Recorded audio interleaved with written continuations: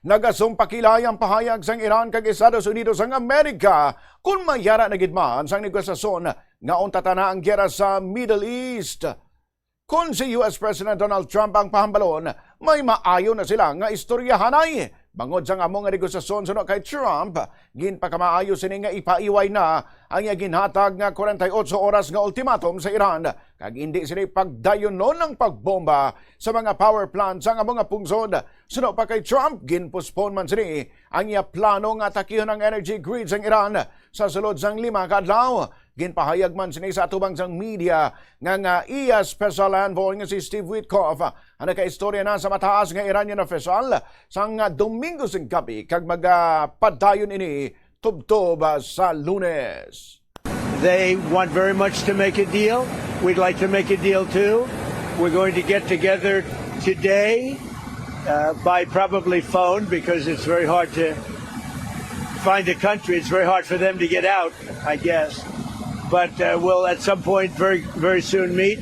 We're doing a 5-day period. We'll see how that goes. And if it goes well, we're going to end up with settling this. Otherwise, we'll just keep bombing our little hearts out.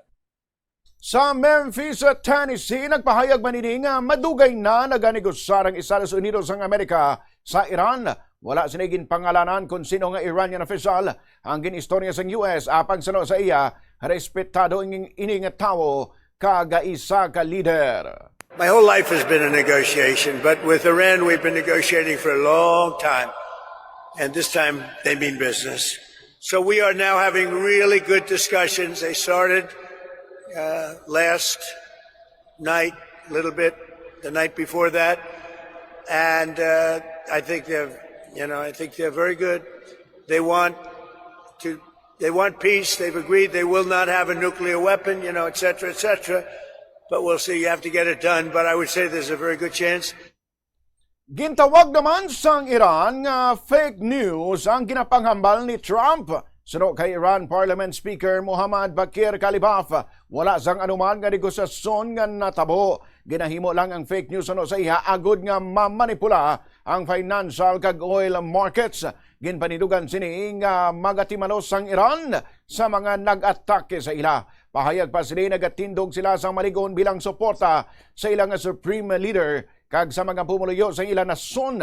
Tubtob nga malabot nila ang ilang tinutuyo. Nagpaandaman ang Elite Revolutionary Guards ang Iran nga magpadayon sila sa pagbomba sa US targets.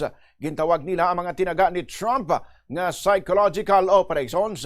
Domingo sang aga, oras diri sa Pilipinas, nagpaandam si Trump nga may 48 oras na lamang ang Iran agud buksan ang Strait of Hormuz. Bangod kun hindi, bombahan nila ang mga power plant sa mga pungsod. Wala nagpalingkang ang Iran kag nagbalos man sa paandam nga dalayon nila nga siraduhan ang Strait of Hormuz kung tandugon ang ilang power plants.